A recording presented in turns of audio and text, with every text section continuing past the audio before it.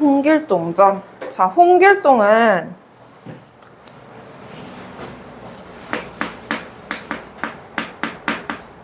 허균이라는 사람이 지은 소설이야. 네, 전우치전 알아? 전우이요? 전우치. 강동원 나온 거 영화 몰라? 너무 오래됐나?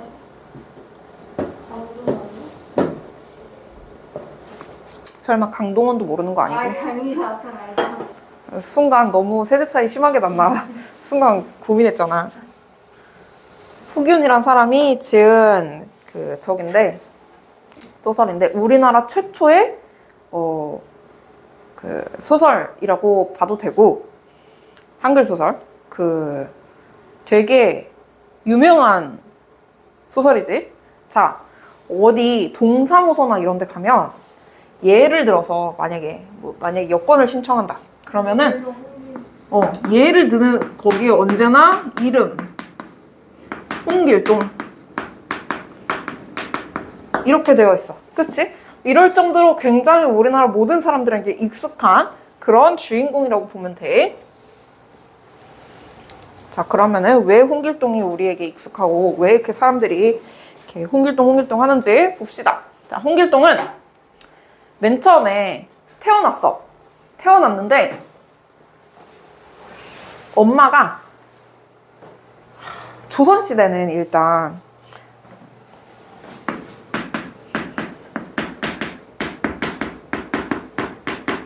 일부 다처제가 가능했어. 뭐예요? 하나의 남편의 여러 와이프. 네. 이게 일부 다처제야. 네. 자, 세종대왕 쩔던데. 그치. 세종대왕 쩔게 많았고 많았던 사람 많지. 일단 돈이 많아야 와이프가 많을 수 있어. 다 먹여 살려야 되니까. 자, 근데 대체적으로 와이프는 일단 하나야. 정실 와이프는 하나야. 그러니까 세종대왕도 왕비는 하나고 후궁이 많은 거잖아. 그치? 그런 것처럼 일반 양반이 결혼을 해.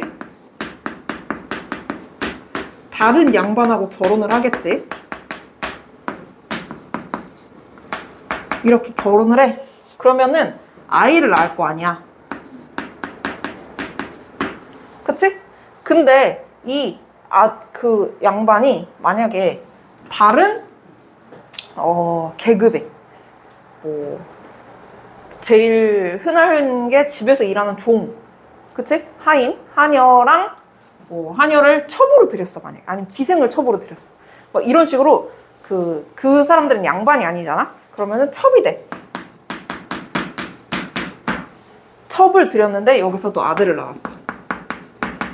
자, 이 아들은 뭐라고 불러? 아버지라고 불러. 이 아들은 아버지라고 못 불러. 대감마님이라고 불러야 돼. 왜? 너무 더럽고 치사하지. 그래갖고 뭐야? 양반의 신분을 얘가 아버지라고 부르면은 얘도 양반 시켜줘야 되잖아. 근데 그렇게 하면 안 되니까 어머니의 신분을 따라가게 만든 거야. 그러니까 얘는 첩이 천민이었어. 그럼 얘도 천민 되는 거야. 그래서 그냥 만약에 종이랑 종을 첩으로 들이지도 않았는데 어쨌든 어떻게 같이 자가지고 아들이 생겼다. 아들을 낳았다. 그러면은 얘는 그냥 그 집안 종인 거야. 아버지 아들이 아니고. 그래서 이렇게 기본적으로 저기 한 게 홍길동의 기본 베이스야. 그렇게 해서 홍길동은 첩의 자식으로 태어났어. 그래갖고 8살이 된대. 근데 너무 똑똑해, 얘가. 그래서 총명하기가 보통이 넘어서 하나를 들으면 100가지를 알 정도였다. 그래서 공은 남자, 어떤 직급에 있는 남자를 높여 이를 때 공이라고 얘기를 하거든. 공은 더욱 귀여워하면서도 아들이 이렇게 똑똑하니까 당연히 좋지. 그런데 출생이 천해. 길동이 늘 아버지니 형이니 하고 부르면 즉시 꾸짖어 그렇게 하지 못하게 하였다. 형한테 형이라고 부르지도 못하고 아버지한테 아버지라고 못하고. 호부, 호형. 이거를 부를 호에다가 아버지 부해서 호부, 형을 부른다 호형이라 그래. 그래서 홍길동이 하는 유명한 대사가 그거야. 호부, 호형 하지 못하고 어쩌고저쩌고 막 이렇게 다 그래. 길동이 10살이 넘도록 감히 부형, 아버지랑 형을 부르지 못하고 종들로부터 천대받는 것을 뼈에 사무치게 한탄하면서 마음 둘 바를 몰랐다. 빡이 친 거지. 나는 분명히 아버지 아들인데 형한테는 도련님 하면서 나는 겁나 완전 야야 하면서 겁나 천대하니까 빡쳤어. 어느 가을철 9월 보름께가 되자 달빛은 처량하게 비치고 맑은 바람은 쓸쓸히 불어와 사람의 마음을 울적하게 하였다. 가을. 지금이 가을 타? 그냥 가을 타는 것 같아. 봄은 안 타는데 가을을 타는 것 같아. 그때 길동은 서당에서 글을 읽다가 문득 책상을 밀치고 탄식하기를. 대장부가 세상에 나서 공맹을 본받지 못할 바야. 공맹이 뭐야? 공맹이요. 공지와 맹자를 아우르는 공자하고 맹자. 뭐? 유교 사상의 기본이 되는. 그래서 과거 시험을 보든 뭘 하든 그 언제나 공자랑 맹자가 뭘 했는지 공자월 맹자월 이걸 다 외웠어야 했단 말이야. 그래서 그거를 공부를 하는데 공맹을 본받지 못할 바에야 차라리 병법이라도 익혀. 근데 내가 첩의 자식이니까 과거 시험을 못 봐. 그럼 이렇게 열심히 공부할 필요가 있어 없어? 나 수능 시험 못 보는데 열심히 공부할 필요 있어 없어? 없어. 차라리 병법이라도 익혀. 병법은 병사, 군대 관련 저기거든? 방법. 어떤 상황에선 어떻게 저기 전술을 짜고 뭐 이런 거. 병법이라도 익혀. 대장인을 허리춤에 비스듬히 차고. 도장 같은 거야. 동정서벌하여 나라에 큰 공을 세우고 이름을 만대에 빛나는 것이 차라리 뭐야? 대장군으로서 나는 성공을 하겠어. 통쾌한 일이 아니겠는가? 어찌하여 일신이 적막하고 부형이 있는데도 아버지를 아버지라 부르지 못하고 형을 형이라 부르지 못하니 심장이 터질지라 어찌 통탄할 일이 아니겠는가? 너무 빡쳐. 나는 왜 아버지를 아버지라 부르지도 못하고 형을 형으로 부르지도 못해? 하고 말을 마치며 뜰에 내려와 검술을 익히고 있었다. 공부 안 하고 그러니까 검술하는 거지? 마침내 공이 또한 달빛을 구경하다가 길동이 서성거리는 것을 보고 즉시 불러 물었다. 너는 무슨 흥이 있어서 밤이 깊도록 자지 않느냐? 뭘 그렇게 하느라고 뭐랄까 즐거움?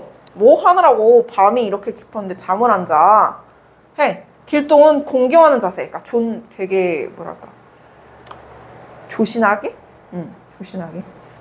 세배했어? 세배하면 세뱃돈도 주고 좋겠다. 나는 왜 아무도 세뱃돈을 안 주지? 소인은 마침 달빛을 중기는 중입니다. 만물이 생겨날 때부터 오직 사람이 귀한 존재인 줄 아옵니다만 소인에게는 귀함이 없사오니 어찌 사람이라 하겠습니까?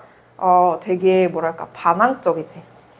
그냥 달빛이 좋아서 나왔어요. 근데 만물이 생겨날 때부터 오로지 사람이 가장 귀한 거라고 하는데 저는 귀하지 않으니까 사람이 아닌 것 같아요. 이렇게 말을 한 거야.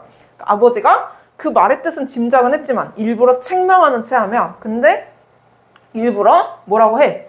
책망하면 그게 무슨 소리야? 이렇게 얘기를 했어. 길동이 저라고 말씀드리기를 소인이 평생 서러워하는 바는 소인이 대감의 정기를 받아 당당한 남자로 태어났고 또 나 길러주신 부모님의 은혜를 입었음에도 불구하고 아버지를 아버지라 못하고 형을 형이라 못하오니 어찌 사람이라 하겠습니까? 저는 형을 형이라고 부르지 못하고 아버지를 아버지라고 부르지도 못하는데 어찌 사람이라 하겠습니까? 라고 이제 아버지한테 약간 대든 거지. 선생님이 토요일날 막내를 입양을 했거든? 고양이? 근데 첫째는 이제 어느 정도 익숙해졌는지 괜찮은데 둘째가 아직도 걔만 보면 그렇게 하울링과 하악질을 해대서 근데 이놈의 셋째는 그렇게 얘가 보고서는 하울링하고 하악질하는데도 그 앞에 가가지고 이러고 있어. 진짜. 그래서 맨날 하울링 소리, 하악질 소리 들리면 가서 둘째한테 그러지 말라고 하고서는 방에다 갖다 놓는데 그래도 굴하지 않고 또 나와서 또 그러고 있어. 정말 대단한 아이야. 하고 눈물을 흘리며 적삼을 적었다. 적삼은 옷이야, 옷. 공이 듣고 나자 비록 불쌍하다는 생각은 들었으나 그치? 아들인데 아들이 저렇게까지 생각을 하는데 얼마나 안타까워. 그 마음을 위로하며 마음이 방자해질까 염려돼요. 그렇지만 그 세상의 법도가 그런 걸 어떻게 하겠냐. 나는 네가 어떤 마음인지 다 알지만 이렇게 하면 애가 어떻게 될까? 싸가지가 없어질까 봐. 염려되어 크게 꾸짖어 말했어. 그래서 혼났어. 재상 집안에 천한 몸의 종에 태어난 자식이 너뿐이 아닌데 너만 그래? 너만 첩의 자식이야? 네가 어찌 이다지 방자하냐? 앞으로 이런 말을 하면 내 눈앞에 서지도 못하게 하겠다. 꼴값 떨지 말고 빨리 들어가 잠이나 자! 라고 했어. 한우는 길동이, 어미 침소이가 울면서 아뢰었다. 소자가 모친과 더불어 어머니하고 더불어 전생의 연분이 중하여 전생의 인연이 중하여 무거워서 금세 이번 생애에서 모자 아들과 어머니가 되었으니 그 은혜가 지극하옵니다. 어머니의 은혜가 너무 지극해요. 그치? 신과 함께 봤어? 신과 함께 보면은 그거 뭐지? 그거 다 통과하면 환생시켜주잖아. 환생이 아니고 뭐냐? 환생 맞나? 어쨌든 다시 태어나게 해주잖아, 사람으로. 그치? 그런 거. 어쨌든 우리가 전생에 엄청나게 이런 저기가 많아서 연분이 많아가지고 이번 생에 엄마하고 아들이 되니까 그 은혜가 대단합니다. 그러나 소자의 팔자가 기박하여 내 팔자가 안 좋아서 천한 몸이 되었으니 품은 한이 깊사옵니다. 나 그래서 너무 빡칩니다.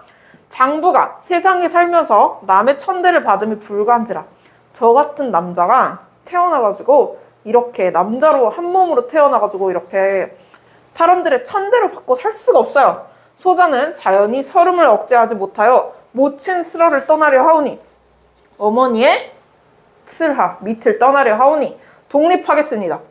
엎드려 바라건대 모친께서는 소자를 염려하지 마시고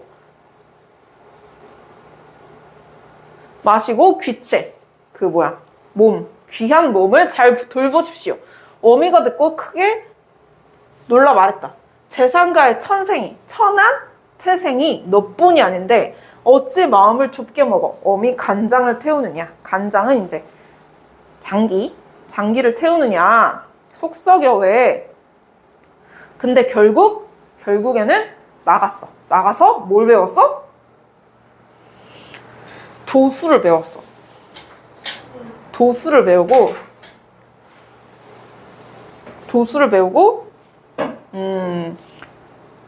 도둑이 됐어. 도둑인데 의적이 됐어. 탐관오리 나쁜 놈들 재산만 이제 뺏어가지고 다른 불쌍한 사람들, 힘든 사람들한테 나눠주는 의로운 도적. 그래서 의적이라고 그러거든. 의적이 됐어. 어쨌든 도둑은 도둑이잖아. 자, 사겸. 엄청 늦은 시간 한 사람의 비수는 칼이야. 칼을 들고 천천히 방문으로 들어온지더라. 길동이 급히 몸을 감추고 주문을 외웠어. 도술 배웠다 했지. 호련 한 줄기에 음산한 바람이 일어나면서 집은 간데없고 첩첩산중의 풍경이 굉장하였다. 갑자기 온 저기 풍경이 첩첩산으로 바뀌었어.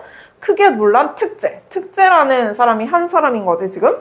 특제라는 애가 길동의 조화가 무공한 줄 알고 도술이 굉장한 줄 알고 비수를 감추며 피하고자 했으나 갑자기 길이 끌어지면서 층암 절벽이 눈앞을 가로막았어. 오도 가도 못하는 처지가 되었다. 자, 환원 봤다가 했나? 아무것도 안 해. 누가 봤지? 사방으로 방황하다가 피리 소리를 듣고서야 정신을 차리고 살펴보니 소년이 나귀를 타고 오며 피리 불기를 그치고 꾸짖었다. 막 홍길동이 여기서 피리를 불면서 나타나는 거야. 너무 웃기지 않아? 갑자기? 피리를 왜 불어? 너는 무엇 때문에 나를 죽이려고 하느냐? 홍길동이지? 무죄한 사람을 해치면, 아무 죄가 없는 사람을 해치면 어떻게 천벌을 피하겠느냐? 너는 어떻게 천벌을 피하겠느냐? 하고 주문을 외우니 호련히 검은 구름이 일어나며 큰 비가 물을 퍼붓듯이 쏟아지고 모래와 자갈이 난리였다. 막생 난리가 났어. 특제가 정신을 가다듬고 살펴보니 길동이었다. 재주가 대단하다고 여기면서도 어찌 나를 대적하려. 그래봤자 내 상대는 안 돼. 라고 생각하면서 달려들면서 소리쳤어. 너는 죽어도 나를 원망하지 않아. 초란이 무녀와 관상녀로 하여금 상공과 의논하게 하고 너를 죽이려 한 것이니 어찌 나를 원망하랴. 다른 사람들이 너 죽이기로 결정해가지고 내가 온 것뿐이니까 나 원망하지 마. 이러고 달려들었어. 그렇지만 네가 재물을 탐내어 사람 죽이기를 좋아하니 너같이 무도한 놈은, 너같이 도가 없는 놈은 죽여서 후한 나중에 생길 나쁜 일을 없애버리겠다 하고 칼을 드니 특제의 머리가 방 가운데 떨어졌다. 그거 알아? 정국이가 하는 건데 옛날에 네. 펜사에서 한번 갑자기 정국이가 갑자기 이렇게 와가지고 칼을 이렇게 살짝 뽑았다가 이렇게 저기 하는 그 제스처를 취했어. 그러니까 나머지 6명이 다 같이 이렇게 쓰러져 준 거야. 그러니까 엄청나게 빠른 속도로 칼을 이렇게 휘두르고 다시 칼집에 넣는 저기를 한 거지. 뭔지 알겠어? 그러니까 그런 식으로 하는 이제 뭐야? 그러니까 칼을 뽑아더니 특제의 머리 이렇게 반가운데 툭 떨어져 버린 거야. 그러니까 엄청나게 빠른 거야. 길동은 분노를 이기지 못해 그날 밤에 바로 관상녀를 잡아와 특제가 죽어있는 방에 들이쳐받고 꾸짖기를 네가 나와 무슨 원수를 졌다고 초란과 짜고 나를 죽이려 했는가 하고 칼로 치기 처참하게 그지없었다. 얘도 이 여자도 죽였어. 너무 죽이는 거 아니야? 이때 길동이 2사람을 죽이고 하늘을 살펴보니 은하수는 서쪽으로 기울어지고 달빛은 희미하여 마음이 더욱 울적해졌다. 사람 죽인 주제에 겁나 감성적이야, 그치? 분통이 터져 초란마저 죽이고자 하다가 빡쳐가지고 근데 초란까지 죽여버려야지 했다가 상공이 사랑하는 여자라는데 사랑이 생각이 미치나 칼을 던지고 달아나 목숨이나 건지기로 마음먹었다. 다 필요 없고 그냥 도망가서 목숨이나 살리자 하고 상공 침소애가 하직 인사를 올리고자 하는데 마침 공도 창밖에 인기척을 듣고서 창문을 열고 살폈다. 밤이 깊었거늘 너 어찌 자지 않고 이렇게 방황하느냐. 땅에 엎드려 아뢰었다. 소인이 일찍 부모님께서 낳아주신 길로 은혜를 10,000분의 1이나마 갚을까 하였더니 집안에 옳지 못한 사람. 집안에 옳지 못한 사람 누구야? 초란이야. 초란이. 초란이는 상공의 새로운 첩이야.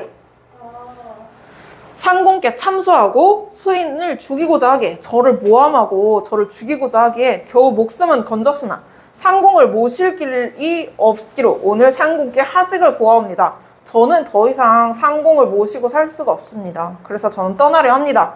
공이 크게 놀라 물었다. 너는 무슨 일이 있어서 어린아이가 집을 버리고 어디로 가겠다는 거냐? 날이 밝으면 자연히 아시게 되려니와 소인의 신세는 뜬구름과 같사옵니다. 버린 자식이 어디 갈 곳이 있겠습니까? 어차피 아버지가 저 버렸잖아요. 근데 제가 어딜 가겠어요? 어디든 가겠죠. 길동이 2줄기의 눈물을 감당하지 못해 말을 이루지 못하자 그 모습을 보고 불쌍한 마음이 들어 타일렀다. 내가 너의 품을 하는 짐작하겠으니 오늘부터를 아버지를 아버지라 부르고 형을 형이라고 불러도 좋다. 자, 길동이의 한이 뭔지 아니까 내가 너의 한을 풀어줄게 라고 얘기를 했어. 그러나 이미 늦었지.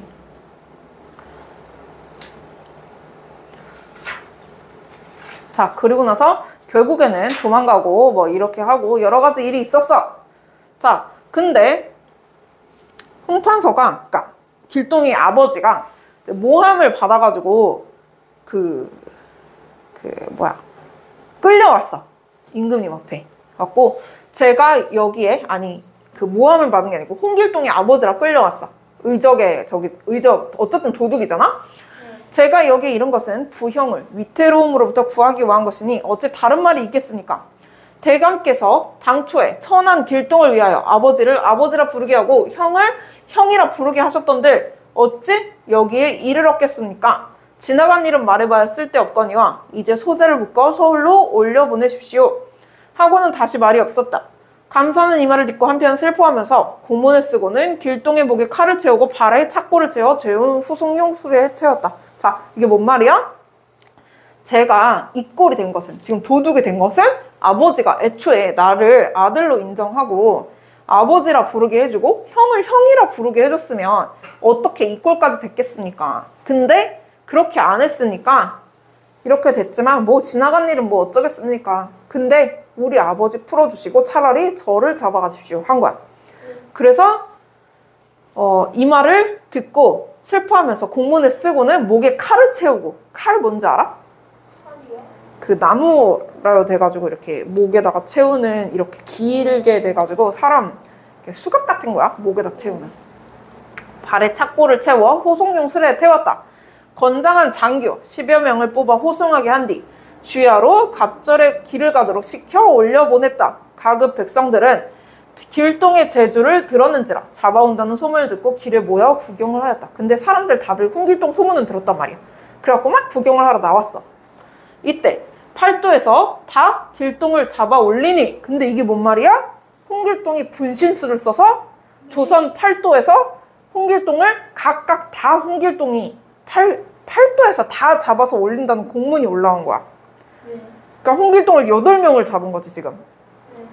그래서 조정과 서울 사람들은 어찌된 영문인지를 몰라 임금이 놀라서 조정의 신하들을 모으고 몸소 죄인을 다스리는데 8명의 길동을 잡아 올리니 서로 다투면서 말하기를 네가 진짜 길동이지 나는 아니다. 오히려 막 자기네들끼리 뭐야? 나는 진짜가 아니야. 네가 진짜야. 이러고 있어. 왜? 벌 받아야 되니까. 하고 싸우니 어느 것이 진짜 길동인지 분간할 수 없었다. 괴히 여겨 극시 홍판서를 불러 말했다. 자식을 알아보는 데는 아비만한 자가 없다 하니 경이 아들을 찾아내라 했는데 홍판서가 황공하여 머리를 조아리면서 아뢰었다. 천한 자식 길동은 왼편 다리에 붉은 점이 있사오니 그것으로 알 수 있을 것입니다. 또 8 길동을 꼬집기를 또 아버지가 막 이렇게 얘기를 해. 지척에 바로 앞에 임금님이 계시고 아래로 여기 아버지도 있는데 네가 이렇듯 천고에 없는 죄를 이렇게 말도 안 되는 죄를 지었으니 죽기를 아끼지 말라. 너는 죽어도 할 말이 없어. 하고 피를 토하면서 엎어져 기절을 하였다. 임금이 크게 놀라 권례의 약국의 지시에 치료하게 하였으나 효험이 없었다. 8 길동이 보고 일시에 눈물을 흘리면서 주머니에서 환약 1개씩을 내어 입에 들이우니 잠시 후 정신을 차렸다. 홍길동이 아버지를 살렸어 지금. 길동 등이 임금에게 아뢰었다. 신의 아비가 나라의 은혜를 많이 입었사온데 신이 어찌 감히 나쁜 짓을 하오리까. 내가 어떻게 나쁜 짓을 하겠어요. 본래 천한 종의 몸에서 났는지라. 근데 저는 첩의 자식이에요. 아비를 아비라 못하고 형을 형이라 못하와 평생 한이 맺혔기에 집을 버리고 도적의 무리에 참여하였습니다. 그게 빡이 쳐가지고 저는 도둑이 되었습니다. 백성은 추호도 범하지 않고 각 읍수령이 백성들을 들볶아 착취한 재물만 빼앗았을 뿐입니다. 나쁜 놈들 재물만 빼앗았어요. 10년이 지나면 조선을 떠나 갈 곳이 입사오더니 성상께서는 근심하지 마시고 신을 잡으라는 공문을 거둬주십시오. 자, 저는 10년이 지나면 어차피 조선을 떠날 겁니다. 그때까지만 참아주세요. 하니까 말을 마치며 8명이 한꺼번에 넘어짐으로 자세히 보니 다 풀로 만든 허수아비였다. 그러니까 진짜 길동이 있었어 없었어? 없었어. 더욱 놀라며 진짜 길동을 잡으라는 공문을 다시 팔도에 내렸다. 끝인가? 이렇게 해가지고 결국에는 홍길동이 이제 나중에 어디야?